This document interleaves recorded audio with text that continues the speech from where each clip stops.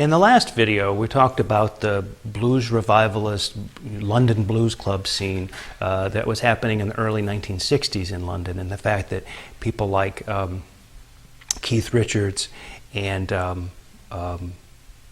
Mick Jagger were hanging around, Brian Jones, hanging around those clubs and were fantastic blues enthusiasts. Well, the Rolling Stones were formed out of that scene. They were very much the kind of junior partners, the young guys who were imitating the older guys who they went to see. And the band initially was led by Brian Jones. We think about the Rolling Stones as essentially being about Mick and Keith, but in fact, Brian Jones was the sort of the leader, and Brian Jones was really a true blues devotee. And so even when Keith Richards and Mick Jagger wanted to do tunes by Chuck Berry and Buddy Holly, you know, cover tunes of those, he was really quite suspicious of that. I mean, he was such a diehard that he felt like even that was selling out to commercialism. Almost like the folk enthusiasts in Greenwich Village in the United States during the early 1960s. If you were a blues enthusiast, you didn't want to be you didn't want to be perceived as being in it for the money or being in it for the fame.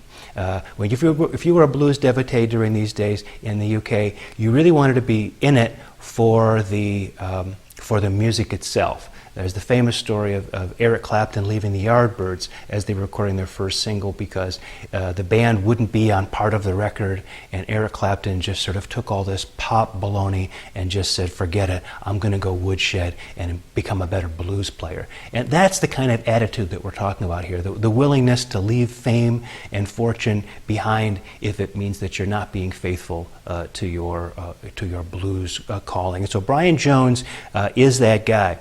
Well, the band takes its name, the Rolling Stones, from the blues tradition, and then gets an established regular gig at the Crawdaddy Club, which was just right sort of adjacent to one of the train stations in central London. And it was a club that was run by a fellow named Giorgio Gomelsky.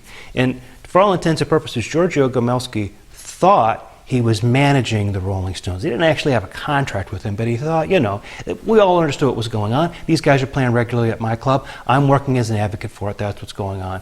Turned out there was a guy who came along who used to work for Brian Epstein called Andrew Loog Oldham, who started managing the group and kind of left old Giorgio Gomelsky in the lurch there.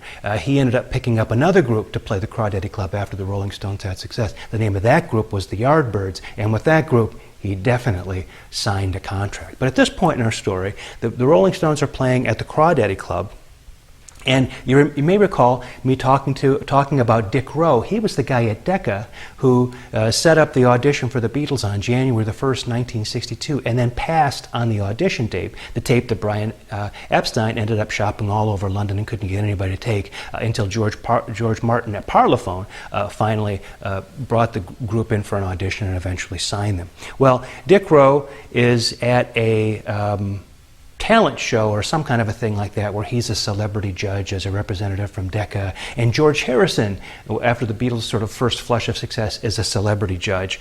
And as the story is often told, and who knows whether these stories are accurate, but this is probably the gist of it. I think it was George who likes to tell this story.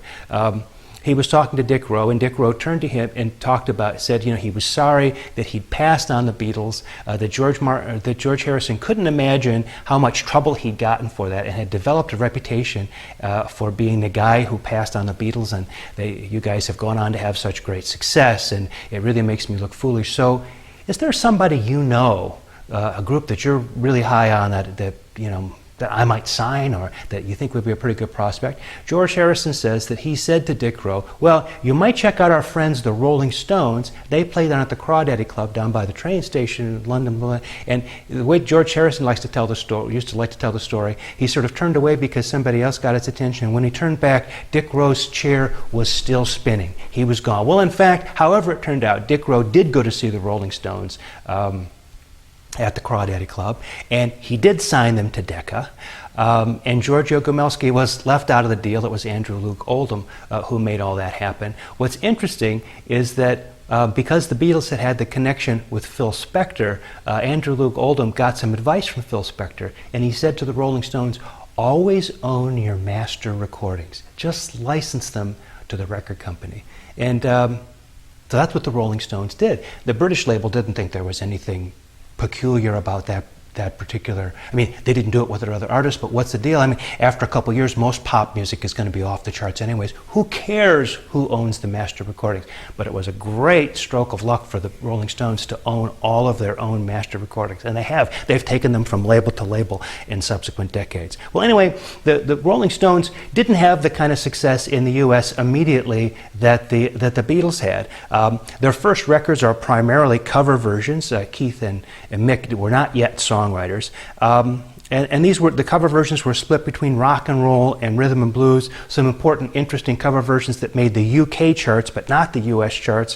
In 1963, Come On, a cover of a Chuck Berry tune, went to number 21 in the UK. Going to number 3 in 1964 was their version of Buddy Holly's Not Fade Away. They even did a song that was written by them, especially by Lennon McCartney, who, you recall I told you, really wanted to be a songwriting team. So once they started to have success, they immediately tried to started trying to sell their songs to other artists. So they sold one to the Rolling Stones or got them to record it, I Want to Be Your Man, which went to number 12 in the UK in 1963. If you ever get a chance to hear the Rolling Stones version of I Want to Be Your Man and the Beatles version of I Want to Be Your Man, which they subsequently recorded, it really is a great case study in the difference between those two groups. I Want to Be Your Man by the Stones, much more blues-oriented.